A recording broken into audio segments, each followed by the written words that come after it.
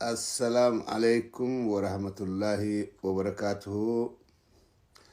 ودو جمتشودا ورين بقتم مادان أمريكا سنتنيف أكسما ilmaan oromoodhaa kan baqattanii biyya lammaffaadhaa keessa UN jalatti galmooytanii jirtan hundaaf Ameerikaan ispoonsara deebisee baneeti jira. Garuu akkaataan itti bane xiqqoo durarraa addaa. Namni baqatee biyya lammaffatti maandeeta UN'dhaa qabu yookaan UN'dhaan fudhatame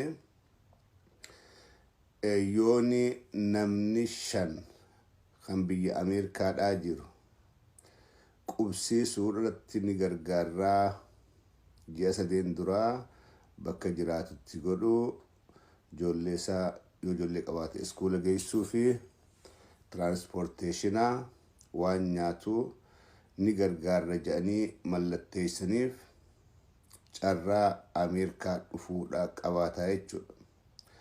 Nam tokko kophatti godhuu hin danda'u nama 5tu godhaa jedhame ammaa fi nam 5 walitti dhufee mallatteessuu qaba baqattoota ispoonsar godhee Ameerikatti qubsiisuudhaa fi kun eegaluun oduu gammachuudhaati.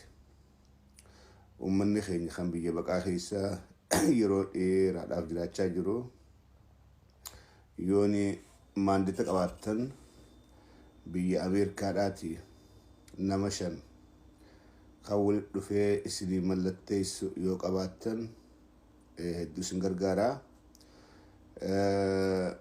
Namni 5 kun maatiifis godhanda faamiliidhaaf nam tokkeedhaaf miti. Faamilii nam 7 nam 8tiif namummaan 5 kun mallatteessee godhuuf danda'a. Akkuma Kanadaa nam 5 namaa godhu dandeessaa Ameerikaan waan san eegaltee jechuudha. Kun dhugatti oduu gammachuuti. Warra biyya Ameerikaadhaa jiraattan warreen maatii keessan hiriyoota keessan